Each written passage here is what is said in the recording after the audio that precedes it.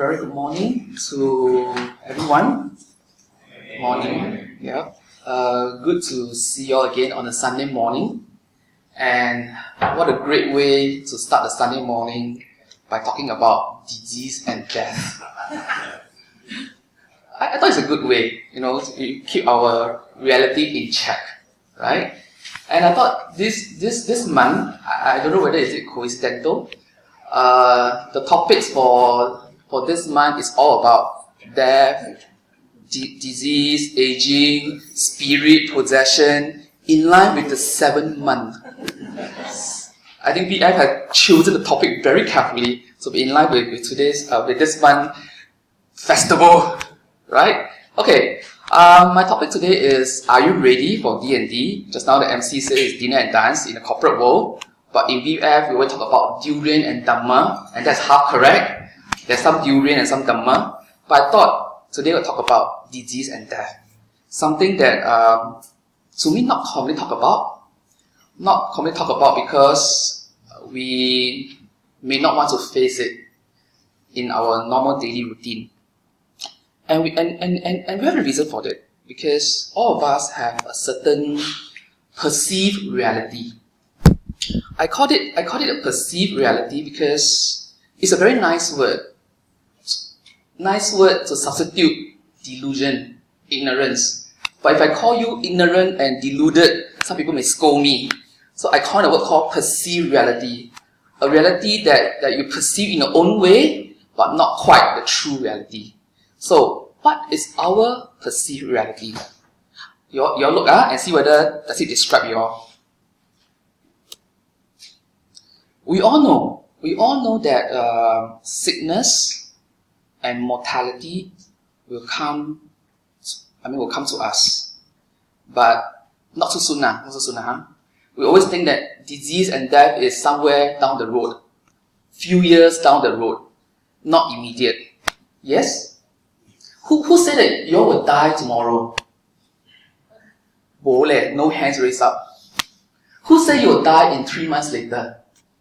Also no leh, jialat. You see, that is our own perceived reality. We all know that it will come. We all know that we all will fall sick, we all will die one day. But the day is never tomorrow. The day is never the next moment. The day, don't know when There's a day but don't know when. Must choose the date one right? So this perceived reality that we have is about not facing the facts, and not facing the true reality as what the Buddha described. Okay? And next, it's about other people. Other people will fall sick and die, but not me. Yes?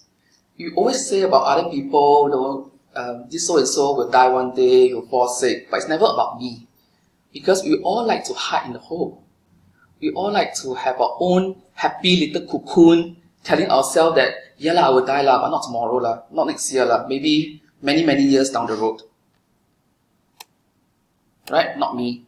And worse, because of this perceived reality, we all want to enjoy life while it lasts. But we don't know how long will it last. You just enjoy life, because that's one way to hide that particular pain, the particular true reality that is supposed to come. So we hide from it, and we try to enjoy life as it is. So that's our perceived reality. Does it describe your mind? No. Really? So you will think that you will die in the next moment. No lah. No, don't be shy lah. Let's keep it very interactive. Don't be shy, right? Even I myself, sometimes this perceived reality will come up. That about, I'm going to die, man. No lah. I'm so young, I'm not going to die lah. I'm not going to die so soon lah. Right? Somebody will die but not me lah. Somebody will fall sick but not me lah. Even when I fall sick, I will recover lah. I will sure recover one. I will sure recover. Don't worry. So we all have this perceived reality, have this habit instinct in the mind that doesn't allow us to see the true nature. Okay? And that's what the Buddha say.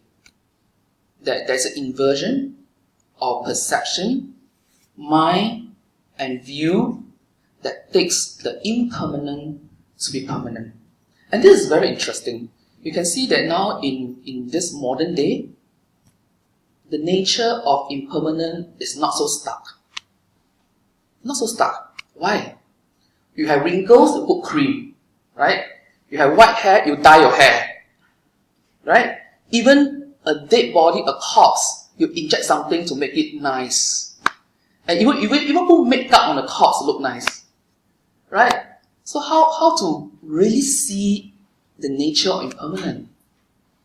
We are all hidden away from the nature of impermanence. Even food, we can put preservative to last a longer shelf life. There's not much chance for us to really see the nature of anicca. Anicca is a Pali word for impermanent. And that really obscures the true nature that's out there. And you want to blame the world. Blame the world out there that they try to hide the nature from you. Right? But if you blame the world, at the end of the day, you yourself have to blame yourself. Because you're the one that choose not to see it. You're the one that make the choice that I'm going to be the ostrich, hide in the hole, I don't see the reality. And the Buddha say that we all have a lot of intoxication. You all know the fifth precept, right? You all know the fifth precept? The fifth precept is about intoxication of alcohol so that you won't be mindless. But there's a much serious intoxication. A more serious intoxication, and that is the intoxication of the view of the mind. The Buddha specifically mentioned that there are 3 kinds of intoxication. So this is from the Anguttara Nikaya, Book of 3, Sutta number 39. There are bhikkhus, these 3 kinds of intoxication. So what are the 3? Intoxication with youth, intoxication with health, and intoxication with life. We all think that we are forever young. That's why the song Forever Young is so nice. Anyway, I love the song Forever Young. Right? And we all think that we will always be healthy. We take our health for granted. That we will always be able to walk. We're able to wake up in the morning. And we'll always be in the state of health that allow us to do freely our activities. We are all intoxicated. We take it for granted. And worst thing, we intoxicated with life. We all think that we all will wake up tomorrow morning. Really? Do you all think that tonight when you go and sleep, you all will sure wake up in the morning? Sure. It's a question mark. We're really not sure whether we can wake up in the morning. And this reflection came upon me quite starkly recently, because I actually wrote this talk for a very close friend. This particular friend had cancer at the age of 32 and is in the late stage of cancer, and now is on palliative care. So when I found out that he had cancer, it suddenly came to me very starkly about impermanent nature, and I wrote this specifically with him in mind. And I showed him this talk, my write-up about this talk. And when he read through the whole talk, he actually found it relieved. And he's not Buddhist, he's a Christian, but he found it relieved through my own reflection on this talk. That's the reason why I chose this topic today. And this thing about intoxication is so real. Right? We all think that we will live forever, we all think that we will be forever in pink health, and we all think that we are forever young. So that's our own perceived reality, our own intoxication that we had in the mind. Okay? And what does our perceived reality cause us to? First of all, we don't understand or we don't want to face anicca, mortality. We all think that we will not die. We all think that life and material last forever or last to a certain time frame that we want. We do not have a sense of urgency to be ready for D&D, not dinner and dance, not dress up for dinner and dance, not Dhamma and durian, but we don't have an urgency to face disease and death when it comes. And because of this, we conduct ourselves in a way that is not beneficial to ourselves and others. We all live life in a very mindless manner, in a manner that we waste our time, we take time for granted, to a certain extent that we take our relationship for granted. We take everything for granted now because we feel that we have a lot of time and death and disease will never come. It's always around the corner but never in front of us. And the worst part is we hold on to this delusion, to this moha. Right? So because of this, we do not want to face it. We fail to see that it will come anytime. And as Buddhists, the worst part is practice is not our priority. So the Buddha in many suttas actually describe about mortality. And he used very, very stark image or to show us what mortality is about. So in this sutta, in Anguttara Nikaya, book 7, 174, in Araka Sutta, he said, once you are born, you are like a cow being led to the slaughterhouse. With every step, you are closer to being slaughtered, closer to death. Is it a very nice image? Today, you know expression one name. So solemn. I know I talk about this and death, but don't be so solemn. Let's enjoy the talk. Right? So the Buddha actually gave many imagery to remind us that mortality is really a given. So in this image, he's telling you, the day that you are born, you are going to be slaughtered. Okay? There's no escape. It's just how close or how far you are away from the slaughterhouse. Okay? And if this image or if this description is not so scary, let's look at the next description. He said, suppose there were vast mountain of solid rock touching the sky, drawing from all sides and crushing the four quarters. So to old age and death, it will advance upon all living creatures.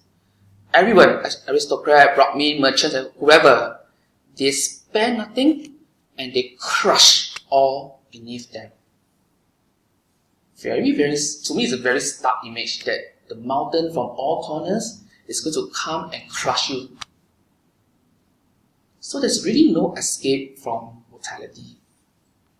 And if there's no escape, why not we accept it? Because the sooner that you accept it, the sooner that you can prepare for it and can be ready for it. Right? And the Buddha said that as his disciple, we should be like the thoroughbred. No, thoroughbred, very good horse. Very good horse. A well-trained horse and a good horse. So he said, there are 4 kinds of thoroughbred that you should aspire to be. Okay? So this is the first one. One who hear about disease and death of an individual becomes stirred and acquires a sense of urgency. He described it like the thoroughbred, when he saw the shadow of the goat or the whip, he start to get alert. Start to get trained. So it's like us.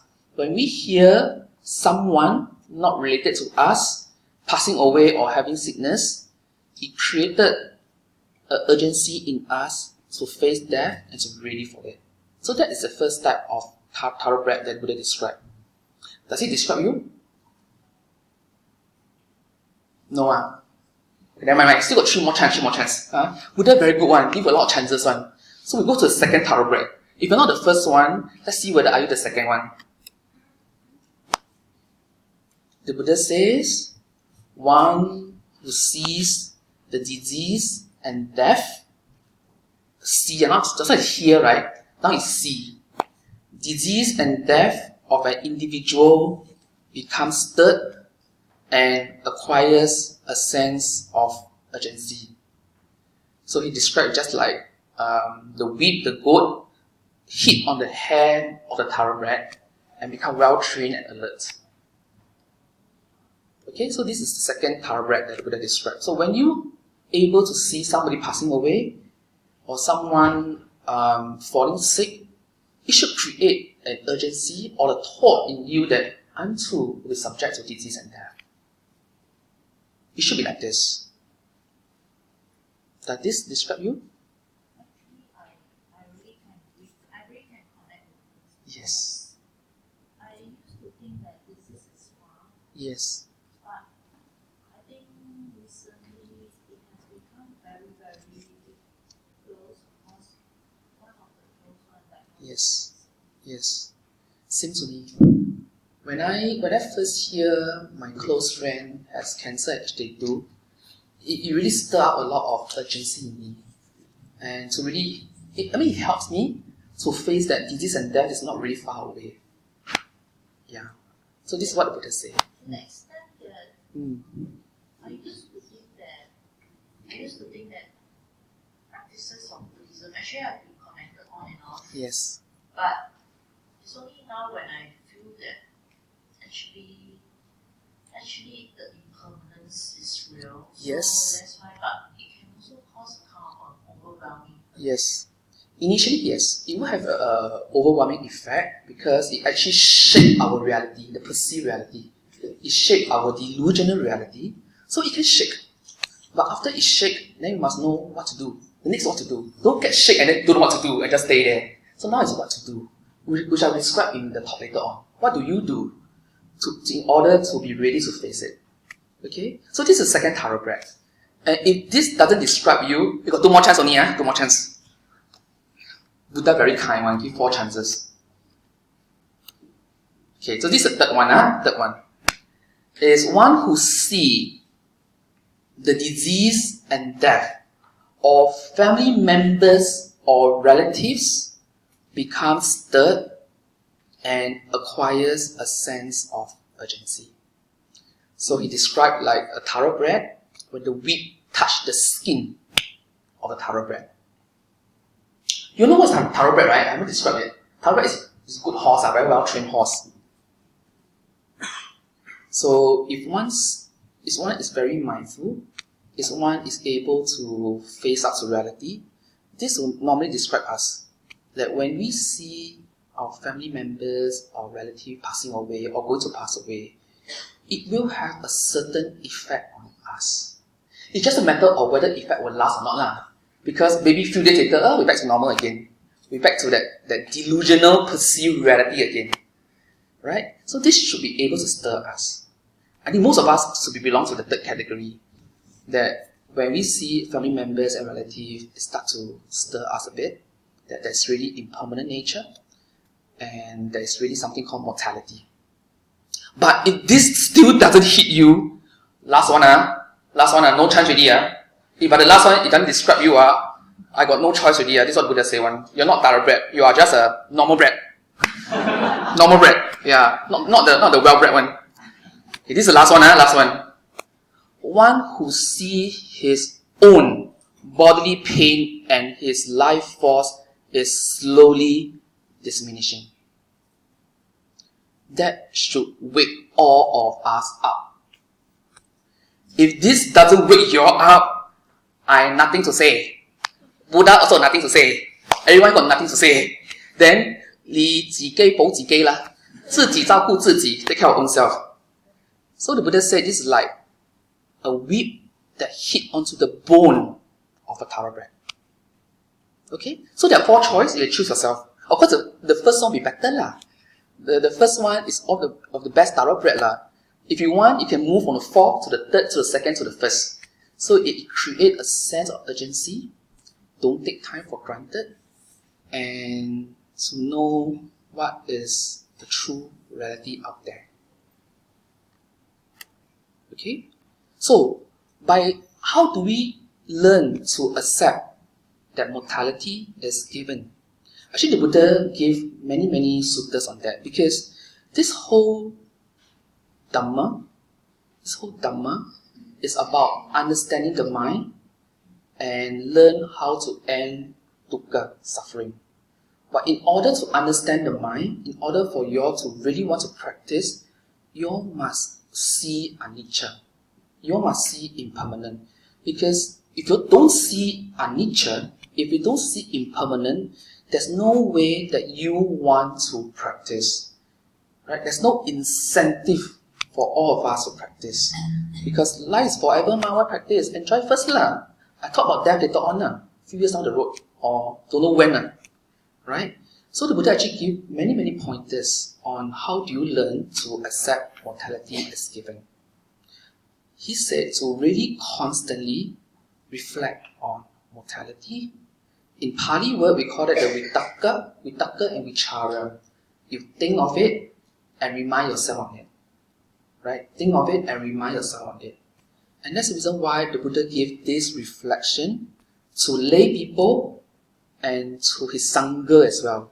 So it's applicable to all of us here. Because all of us have a limited time span. Right? Not only on Sangha, everyone. Whether you're in robes or in no robes, men, women, upper class, lower class, we all will die.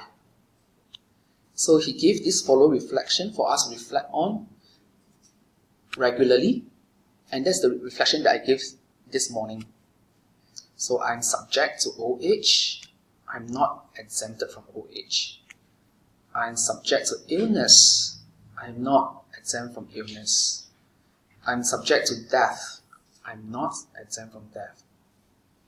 I must be parted and separated from everyone and everything dear and agreeable to me.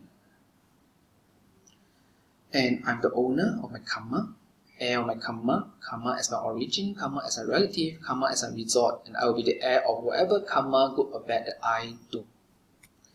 This must be our constant reflection, so that you will start to build a new neural pathway in the mind. You know, this is very interesting. Our mind have a lot of old habits from the past, from the many past lives, that it actually create a certain thinking, and this particular thinking shape the reality, and this reality shape the way that we conduct in our life. So with this reflection, you're now putting in new database into the mind and build a new neural pathway. Right? You don't know about neural pathway, right? Psychology term, neural pathway, neuroplasticity and things like that. So this like talking to yourself. Talk yourself so that your mind will have a new software, and with this new software, you're able to conduct your life in a very different manner. And it's about accepting mortality. Right? So this is interesting. Right? Growing old, greyness of hair, no lah, you dye your hair lah. Right? Wrinkling of skin, no lah, got Botox lah, no need lah. What else? Brokenness of teeth, no need lah, got dentist, right? And what else? Declining of faculty, vision, hearing, can put hearing aids lah. So you see, we're all being hidden by anicca, because of the modern world. The modern world is so advanced that we are all not be able to face impermanent as it is. And to really reflect that death can really come anytime. Yesterday I was talking to the class saying that I told them, I said, I'll see you in 2 weeks later for the lecture. Then I think to myself, am I sure that I'll still survive 2 weeks later? I said, oh shit, oh shucks. You know, this cursi reality come in. Oh no, I'm talking nonsense. How I know that I will be back in 2 weeks later? Maybe I walk out the door, I walk out the door to the car park, the car knock me down, then I will see you in 2 weeks later. See. Okay? Don't know in what form lah. Yeah, hopefully in upper form. So to reflect that death can come anytime. And this is a very interesting sutta, because the Buddha was asking the monks, how do you reflect on nature? Ask the monk, how do you reflect on death? So, not in order. So some monks say, I reflect that death will come after I finish my meal. I reflect that death will come after I collect my arms food. I reflect that death will come tomorrow. Buddha just shake his head lah. No. And then when these two monks said, I reflect on death as long as I chew and swallow a single mouthful of food. Yeah, good. The next monk more gilak say, I reflect on death by breathing in and breathing out. Super gilak monk. So the Buddha said, yeah, these two are right. We all should reflect about death from moment to moment if we can. I know as layperson it's a bit more difficult because we need to be very busy with our life, taking care of kids, taking care of family, doing our work. Imagine do work halfway, I go and die. I don't think I can even do your work. Right? But it's about, if you can, possibly, try to reflect on it as regular as you can. As a habit, as regularly as you can. Make it a habit to reflect on death. And not wait until don't know when and reflect on it. Okay? And if it help, expose yourself to mortality of life. If you've got grey hair, don't die. Got wrinkle, no put cream. Got what else? Your teeth drop, don't go dentist. No, I'm just joking. Okay? So expose yourself to mortality of life so that you are able to face impermanence as regularly as you can. If reflection doesn't help, use your eyes to see.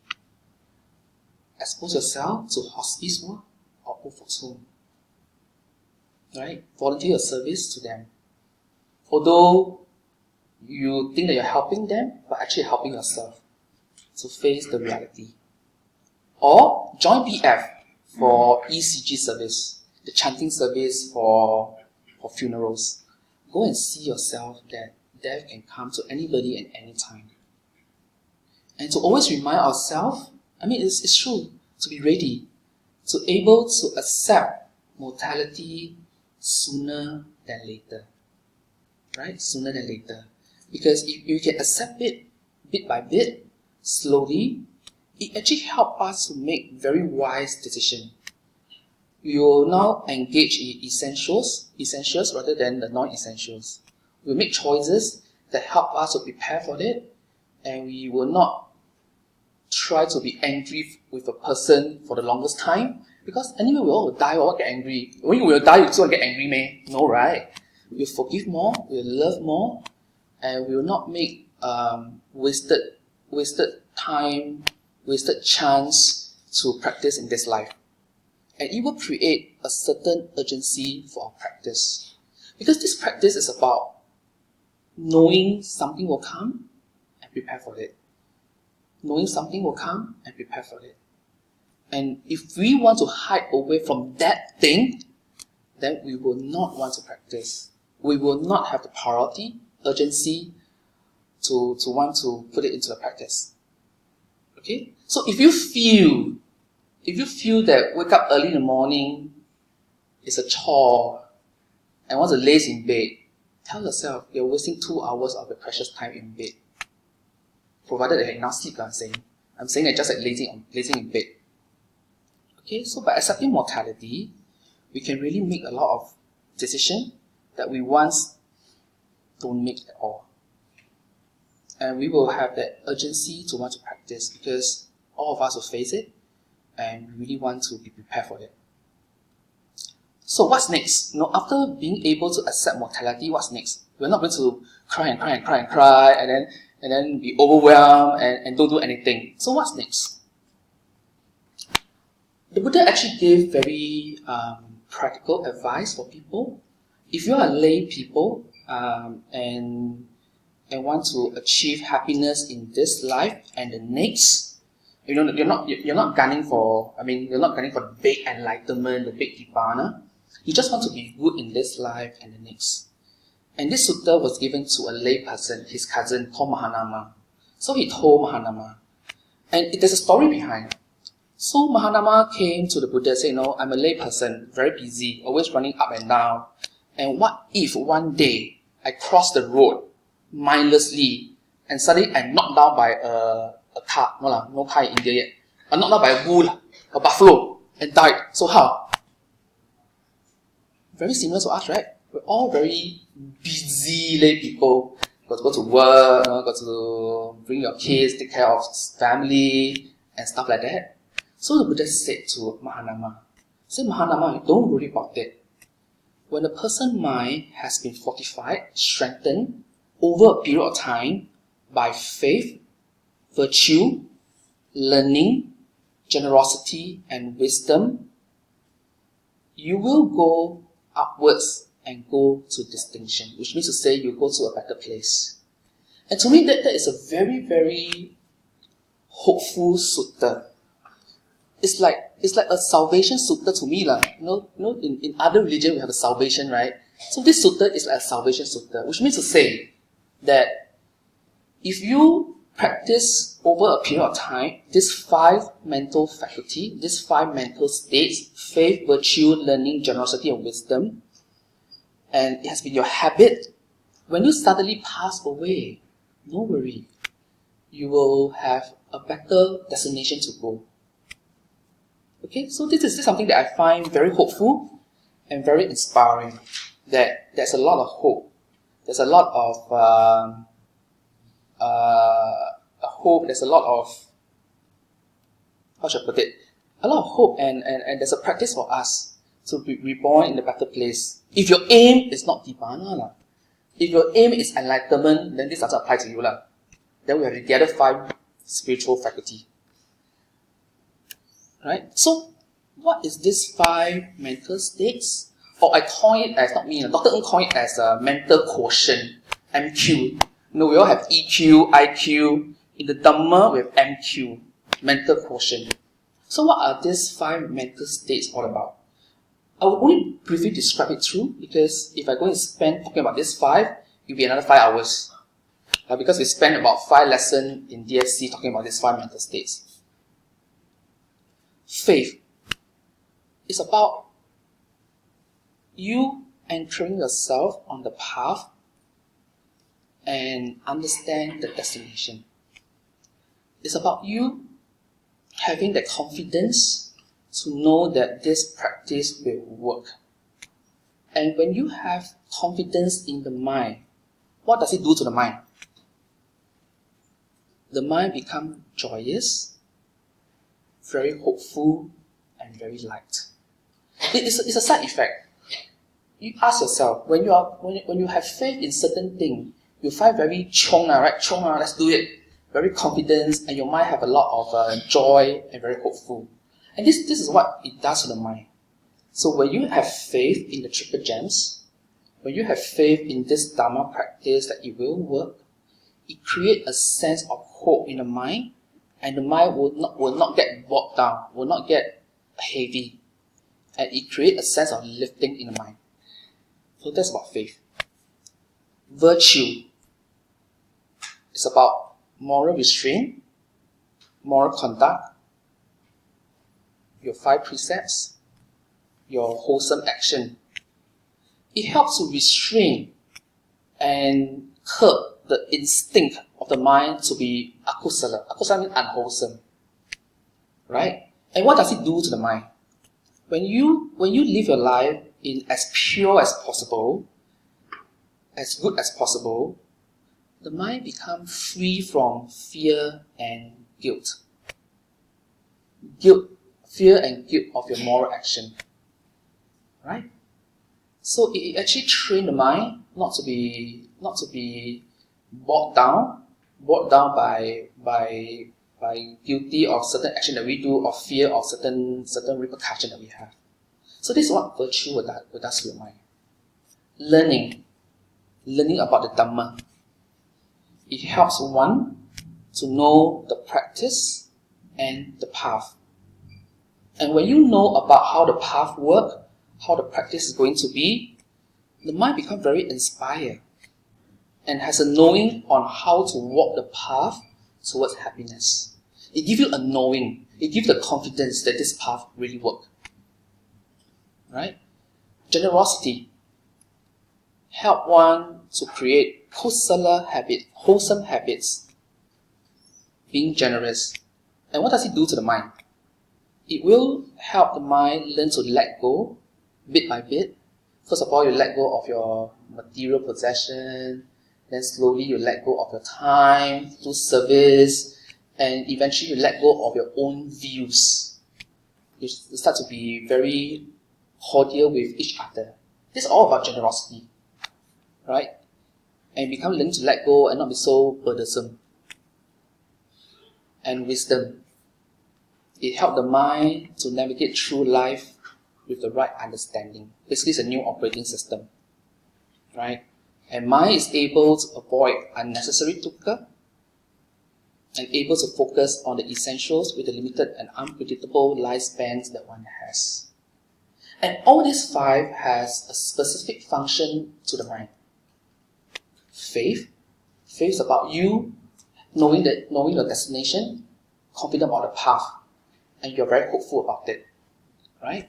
Virtue and generosity is to curb the habit, curb your negative instinct, and go towards a positive instinct. It's about the habits.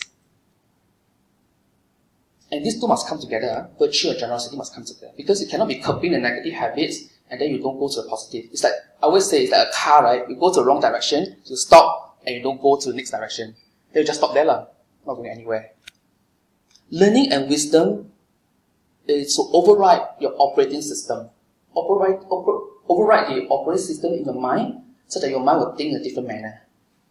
So if you have the destination in mind, you're curbing your instinct, and you have a new wholesome operating system, tell me, how not to go to heaven? How not to go to a good rebirth? And note what the Buddha said just now. He said, fortify over a long time. He never said, you all must perfect the 5 mental states. He just said, fortify over a long time. Which means to say, if you all have this 5 practice as a regular habit, as a regular practice, and it has been your habits, you are good. You are good. Don't worry about death coming your way, because you have been doing this over a period of time. Be it, it's not perfect yet. Sounds hopeful? Sounds good? Very expressionless. I know you are very stunned by it, or you're like, sure or not, this guy talk sure or not. I can tell you sure. Okay? Buddha said, must sure, I must say sure, because I believe in him. Okay? And if you have all this in mind and start to practice and start to put it into your own life, you will not see death as a very scary thing. Because now you know that by having these 5 mental states, you will know that it's only up or minimally a human and not the downside. Okay? And there will be a transformation that happen. When you start to have these 5 in your life, these 5 mental states in your life, there will be hope. And it's about managing the uncertainty, the fear of the uncertainty about after death. It's always about where I go, what is death like, and how is it. It becomes a bit more manageable because you have the faith that you know that by having these 5 mental states, you will be good. You'll be in the upper position. And you will be able to live life in the more meaningful way and not caught up with the non-essentials. And minimally, you can live life without fear and guilt. Because you know that you are watching the mind, you are putting it into a practice, and you try your very best to put all this into your daily routine and daily life, and you feel relieved. So mind will feel happier and lighter. And of course, you become wiser, able to make better choices And because you're able to make better choices and become wiser, you're able to help people around you. You're able to help people around you. And eventually, if you're super gila, if you're super akta, super good, then you're able to let go and let be. Eventually.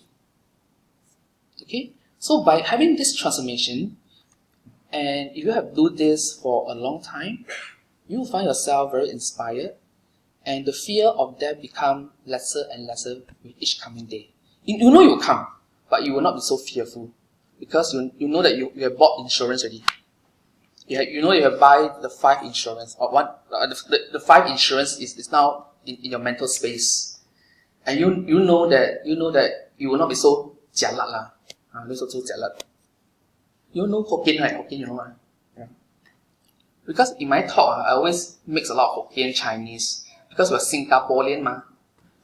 So I need to mix a bit of dialect here. Buddha say one, I must speak in the language of the people. Buddha say one, you say one. Yeah. Or else I'll speak in Pali, you don't understand what I'm saying. Okay. By knowing this, how you can help?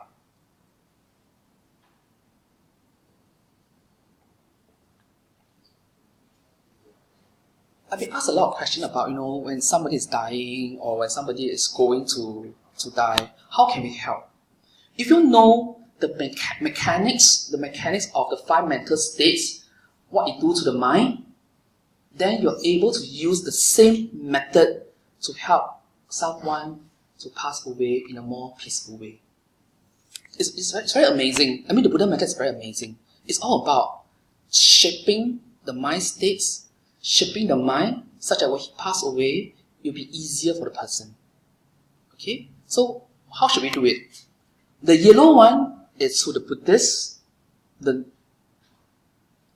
yellow highlight is specifically to the Buddhist. If the person is not a Buddhist, you don't need to talk about the yellow one. Okay? Because it's about the mind. We all have the same mind, right? Be it you're Buddhist, non-Buddhist, you are high caste, low caste, educated, not educated, we all have the same mind. Unless you tell me you all have a different mind, which I doubt so. We all have the same mind.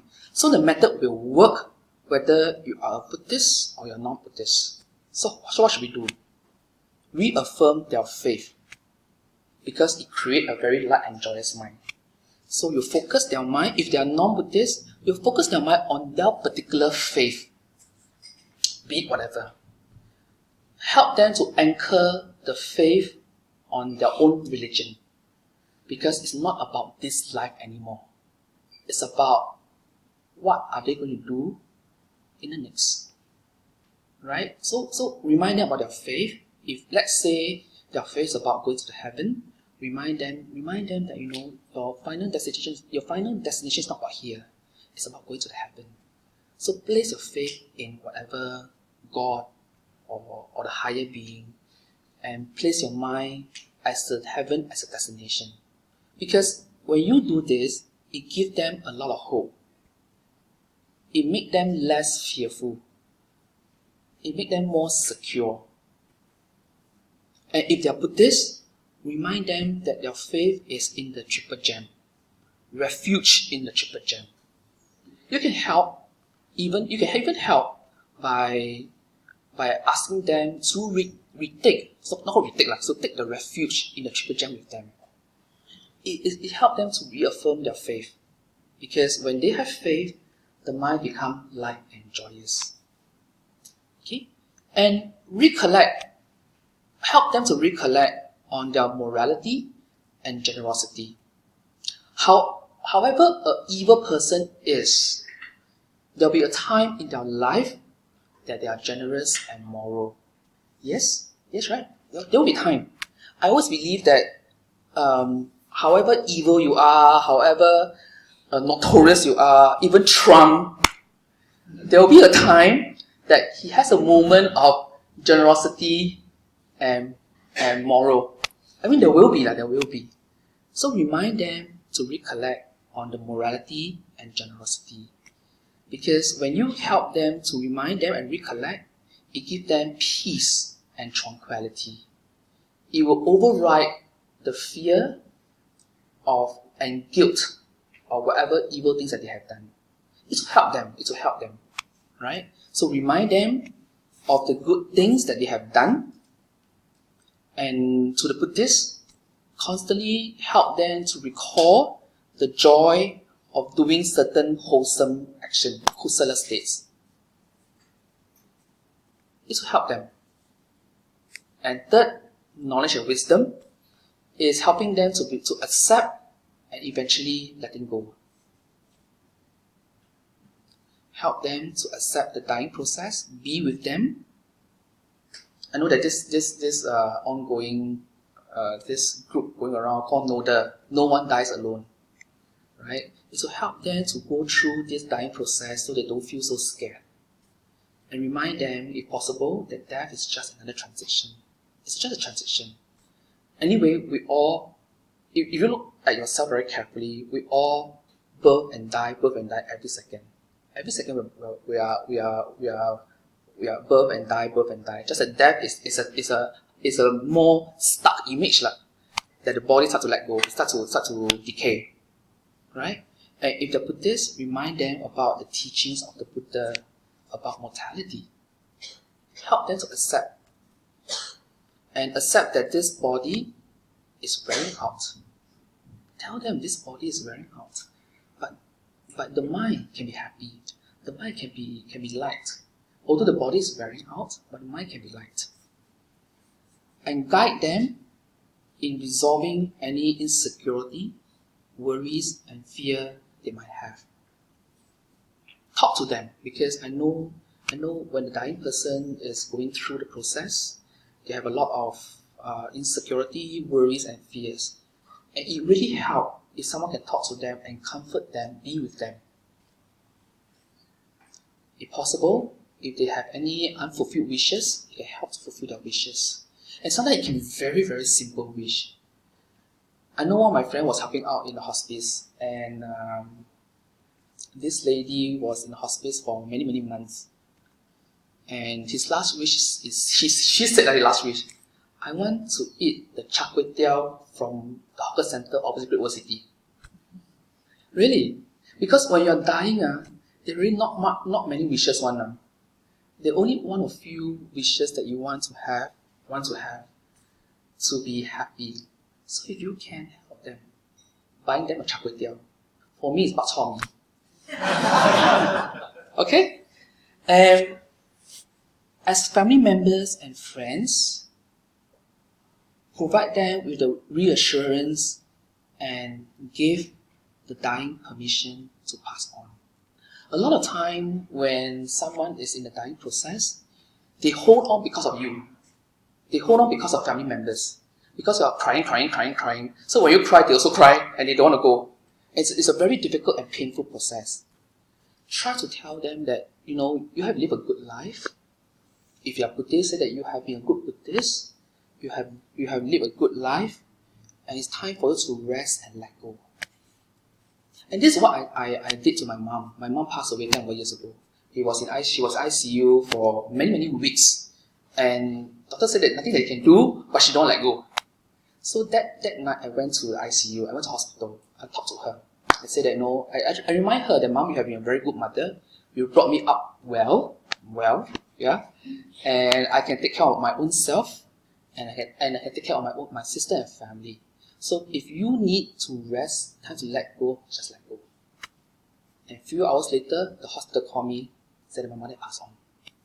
So it's about giving them the permission to pass on. And in one of the sutta, it's called the sutta is about this couple, Nakula Pitta and Nakula Matta. It's a model couple in the Buddha's time. Nakula Pitta is a husband and Nakula Matta is a wife. So one day when Nakula Pitta was very, very sick and on the verge of passing away, Nakula Matta, the wife, told the husband, say that, you don't have to worry about us. No need to worry about family. You don't have to worry about your children. We all take care of ourselves. We all practice the Dhamma properly. We all take care of the family. So if you want, you can pass on. And you know what? Nakula Pitta didn't pass on. He recovered. I mean, the moral of the story is that it's about letting the person go if you can. don't hold on to the person because of your own attachment. Because it'll be very painful to yourself and very painful to the person who is passing on. You need to provide the relief for the person, and that's the best thing that you can do for your friends or family members. Provide that relief, help them, establish their faith, remind them of the good deeds that they have done, and help them to transit this process. Okay? So, disease and death can really hit us anytime. 3 hours, 26 minutes, no lah. Anytime. Okay? So we really need to constantly remind ourselves on anicca, impermanent, and mortality. When we accept that anicca and mortality can hit us anytime, when we face a reality, it can hit us anytime, then we're able to make essential choices for our well-being in this life and the next. And because we're able to face it, eventually we can also help other people to face it. Right? And it's very beneficial for us, because when we help ourselves, we also help others. But the question is, are you really prepared to do it? Or do you still want to deceive yourself that D&D will never come your way? The choice is yours, and it's about your own intention to see whether you want to do it or not. Okay? Okay, I ended my talk. Sadhu, sadhu, sadhu. Thank you very much, Dr. Chye Chye. Now we are into the segment of Q&A. So let's open up to the floor. Please feel free to put up your hands if you have any questions. I think today's topic has been very, very interesting and enlightening. And it's very much in line with the start of this month as well.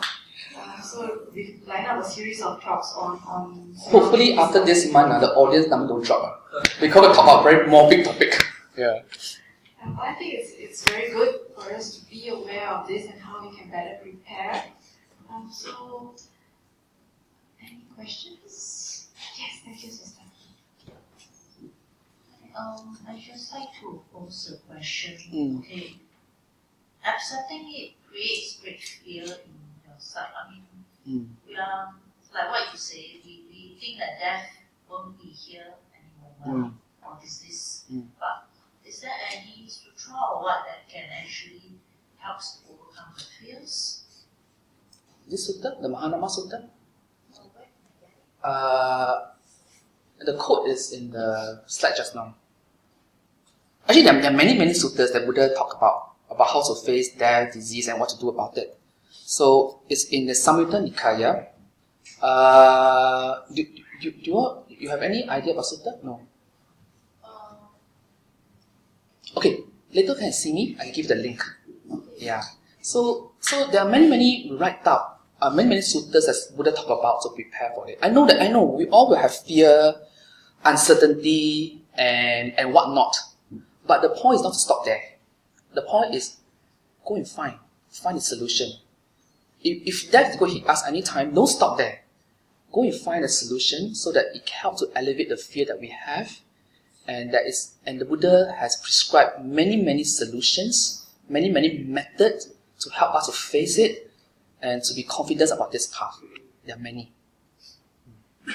And if you would like to have a formal, to me I recommend, let's say if you're Buddhist, have a formal Dhamma course, Dhamma education, so that you will know how the Buddhist method work.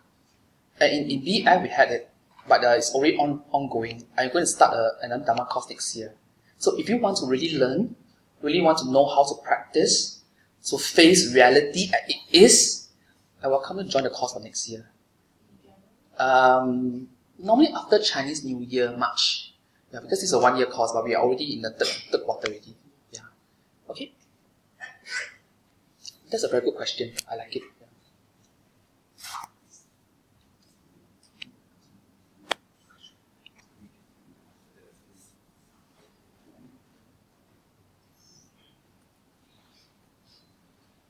I think it's very reassuring by the Chye Chye's talk today, like how to handle, what to think, how we should correct our views or right develop the right views. Is there any questions that you have, clarification that you need, you would like? Please feel free to ask. We are just a small group here, and nothing very formal. It's meant to be in a friendly manner, and it's also a way of sharing. When you ask your questions, we get to learn as well. All are prepared. Oh, sorry. Thank you. Thank you, brother. Actually, it's a couple of things I want to. Maybe it's a wrong perception of myself. So, but Yeah. I saw some of the things that just now you talk about. Sound like really like accepting body is wearing out, giving position pass on, and also like sometimes there's hope after life. What if the person is inclined to suicide? How should we feel about it? Because maybe there's treatment available. Yeah. But I choose not to take the treatment. Okay. And sometimes it's very frustrating. Yes. Yes. It's so easy. I mean, maybe because we are outsiders, but we look at her giving up, then what should we do? Okay. The first thing that we need to remind ourselves is that when a person is in a very severe depression, severe suicide, this person will think in a different way from us, very different way from us, and in a way that we may not be able to imagine. So first thing in our mind is that we must learn to be patient. Because a lot of time when we do counseling work, or when we try to get a person out of depression, we want it fast. Oh, you think like that? Why like that? You think like that? No like that. It's about able to empathize with the person, because this person has spiraled down, has gone to the other side or dark side, right? So we must be able to empathize. We must be able to listen to what the person says. It might not make sense to you, but you must listen and catch whatever hint that he's trying to say. I counsel a number of depression people, and most of the time, their thought process is like that. It's only like that little round corner.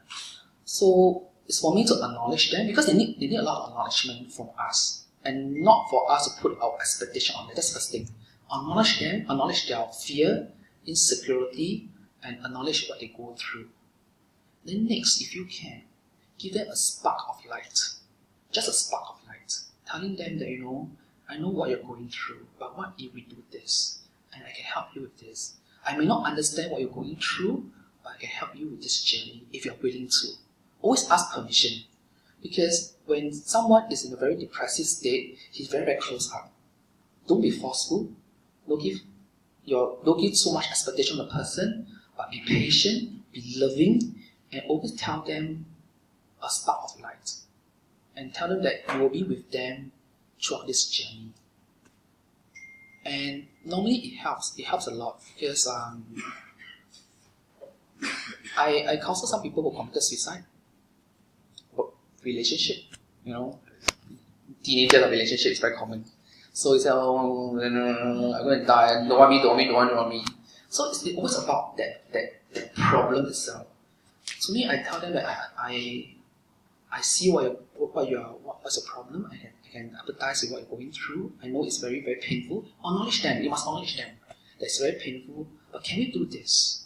Can we try to do this? If you allow me, let me help you with this. And only they will. And slowly over time, because you try to create positivity and light in your mind, the mind will shift slowly from the very, very dark side to a brighter side. And eventually, this person get out of depression. That's the first thing.